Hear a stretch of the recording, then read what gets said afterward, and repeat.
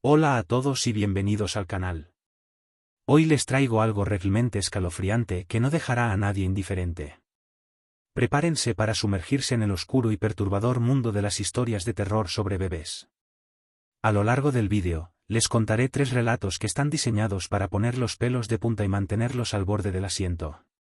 Así que, asegúrense de suscribirse al canal y darle al like para no perderse ningún contenido aterrador. Comencemos.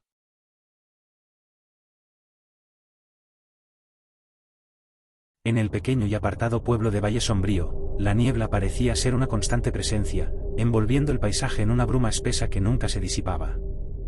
Las calles adoquinadas serpenteaban entre viejas casas de madera y una densa vegetación que parecía abrazar cada rincón.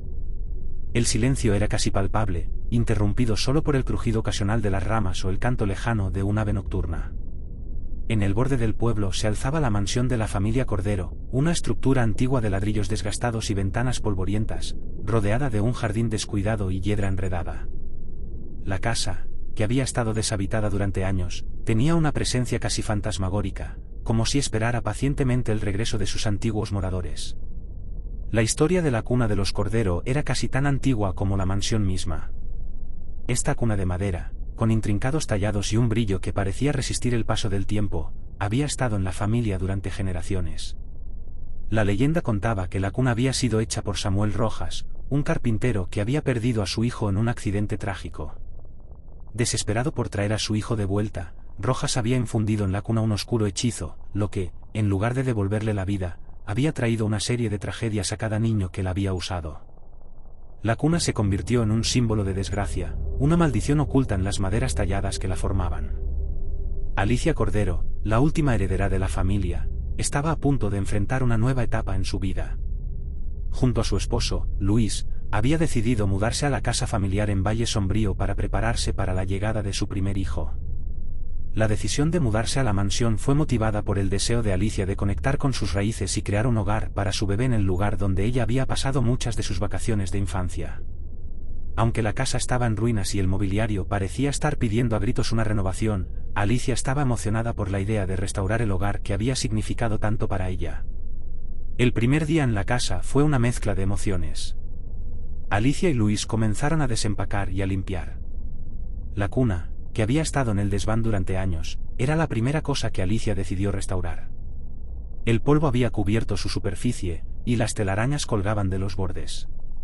Alicia la limpió meticulosamente, lijó la madera y la enceró con esmero. A medida que la cuna recuperaba su antiguo esplendor, Alicia sentía una mezcla de nostalgia y una ligera inquietud que no podía explicar del todo.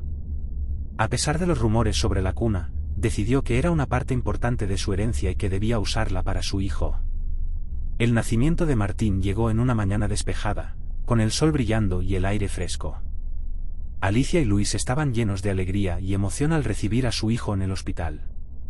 La llegada de Martín fue un momento de felicidad pura, y la pareja estaba ansiosa por llevarlo a casa y comenzar esta nueva etapa en sus vidas. Cuando llegaron a la mansión, colocaron a Martín en la cuna restaurada, esperando que el bebé tuviera un comienzo sereno en su nuevo hogar. Sin embargo, la tranquilidad inicial pronto dio paso a un creciente malestar.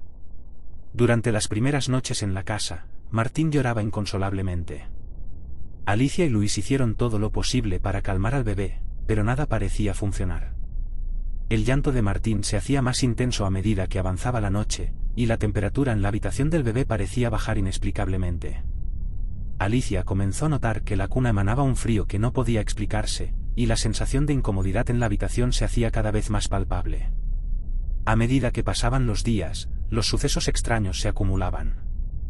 Las luces en la casa comenzaban a parpadear sin razón aparente, y los objetos se movían del lugar sin que nadie los tocara. Alicia, exhausta y aterrorizada, trató de encontrar una explicación lógica para estos eventos, pero la sensación de estar observada persistía. La presencia de la cuna parecía estar vinculada a estos fenómenos, y Alicia no podía evitar sentir que algo estaba terriblemente mal. Una noche en particular, mientras trataba de calmar a Martín, Alicia escuchó un susurro indistinto en la habitación. La voz era suave y etérea, y repetía una y otra vez: «Devuélveme lo que es mío». Alicia intentó ignorar el sonido, atribuyéndolo al cansancio y al estrés, pero no podía sacudirse la sensación de que algo oscuro y maligno estaba presente en la habitación. Luis, al ver el agotamiento y la angustia de Alicia, decidió tomar medidas. Comenzó a investigar el origen de la cuna y la historia de la familia Cordero. Pasó horas en la biblioteca del pueblo, revisando archivos antiguos y hablando con los ancianos del lugar. Descubrió que la cuna había sido construida por Samuel Rojas, un carpintero que había perdido a su hijo en un trágico accidente. En su desesperación, Rojas había recurrido a prácticas oscuras para tratar de devolverle la vida a su hijo. En lugar de eso, había infundido a la cuna una maldición que atrapaba las almas de los niños que la usaban. Luis encontró registros que detallaban varias tragedias en la familia Cordero relacionadas con la cuna. Cada vez que un niño era colocado en ella, la tragedia seguía a la familia. La historia de la cuna era una sucesión de desgracias, y Luis comprendió que el mal que había sido infundido en el mueble había causado el sufrimiento de generaciones. Una noche particularmente oscura y tormentosa, Alicia se despertó para alimentar a Martín. La habitación estaba envuelta en una niebla espesa que parecía provenir de la cuna misma. La cuna se balanceaba violentamente, y la temperatura en la habitación había descendido drásticamente. Una sombra pequeña y difusa con ojos brillantes apareció en la pared, y el susurro se hizo más claro: «Devuélveme lo que es mío». Alicia, temblando de miedo, intentó levantar a Martín de la cuna, pero el bebé se aferraba a ella con una fuerza sobrenatural. Luis, al escuchar los gritos de Alicia, corrió a la habitación y vio la sombra que se movía como si intentara apoderarse de Martín. La angustia y el terror de esa noche llevaron a Luis y Alicia a tomar una decisión desesperada. Decidieron destruir la cuna para acabar con la maldición. Sacaron el mueble al bosque cercano y lo encendieron. La cuna ardió con una intensidad inusual, emitiendo un resplandor ominoso y una serie de gritos que parecían resonar desde el interior del fuego. A medida que la cuna se consumía, los susurros cesaron y la sombra desapareció. El ambiente en la casa se volvió más tranquilo, y Martín comenzó a dormir plácidamente por primera vez desde su llegada. Con la cuna destruida, Alicia y Luis se sintieron aliviados. La casa volvió a la normalidad, y Martín creció sin más problemas. La familia Cordero aprendió una lección valiosa sobre el pasado y la importancia de dejar atrás las cosas que traen maldiciones y desgracias. La experiencia se convirtió en una advertencia para ellos y para los vecinos del pueblo, recordándoles que algunas reliquias antiguas y las historias que las rodean deben permanecer en el olvido para evitar el sufrimiento futuro.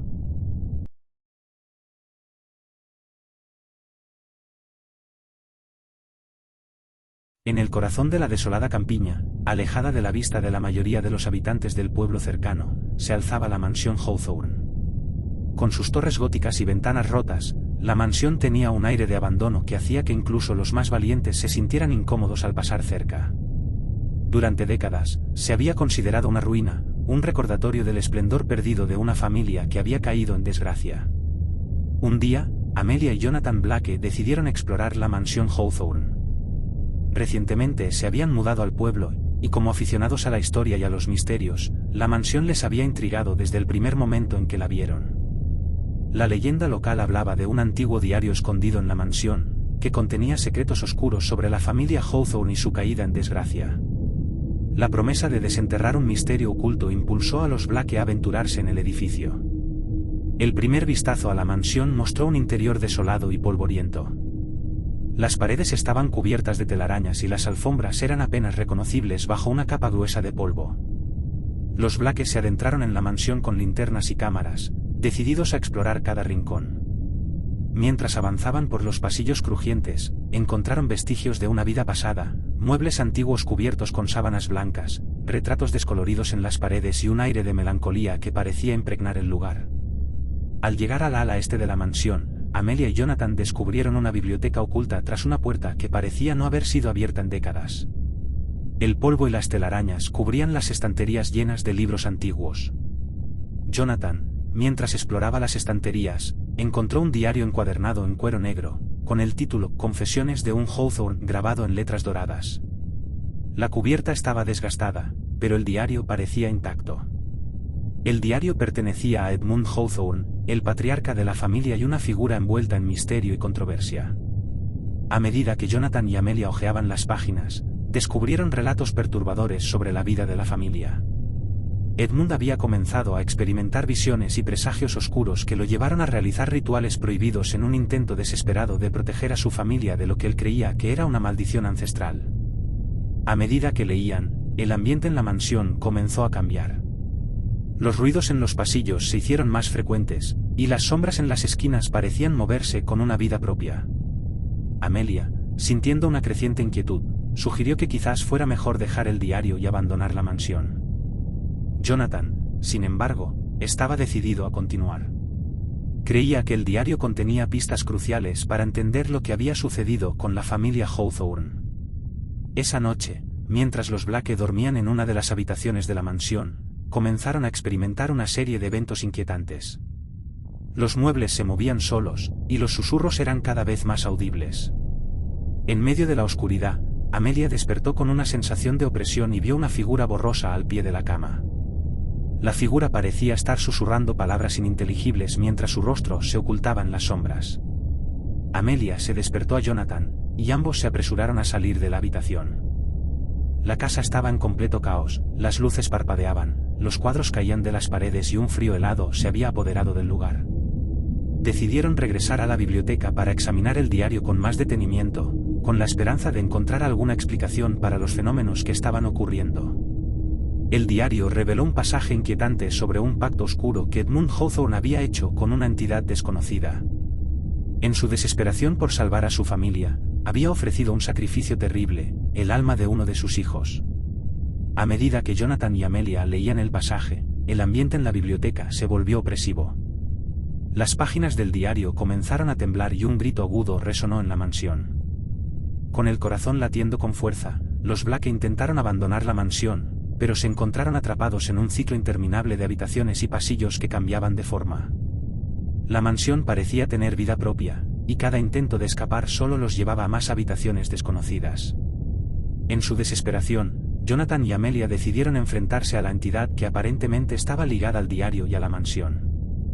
Regresaron a la biblioteca, utilizando la información del diario, realizaron un ritual que Edmund había descrito en un intento de revertir el pacto. Encendieron velas y recitaron las palabras de un hechizo antiguo. A medida que avanzaban en el ritual, una presencia oscura y palpable se hizo sentir en la habitación. La entidad parecía estar resistiéndose, y las sombras en las paredes se alargaban y retorcían de manera grotesca. En el clímax del ritual, la entidad apareció en forma de una figura sombría y distorsionada. Con un grito desgarrador, la figura se abalanzó sobre los Blake, pero, con la fuerza de su determinación y el poder del ritual, lograron ahuyentarla. La entidad se desvaneció en una explosión de sombras y el ambiente en la mansión comenzó a calmarse. A la mañana siguiente, la mansión Hawthorne parecía haber recuperado su quietud. Los Blake se sintieron aliviados al ver que los fenómenos paranormales habían cesado. Decidieron dejar el diario en la biblioteca, esperando que su presencia allí pudiera servir de advertencia para futuras generaciones. La mansión, aunque aún en ruinas, parecía haber recuperado un atisbo de paz. Amelia y Jonathan se fueron con la satisfacción de haber desentrañado el misterio, pero también con la conciencia de que algunas historias están mejor dejadas en el pasado. La mansión Hawthorne continuó siendo un lugar de curiosidad y especulación, pero para los Blake, se convirtió en un recordatorio de los oscuros secretos que yacen enterrados en la historia, esperando ser descubiertos.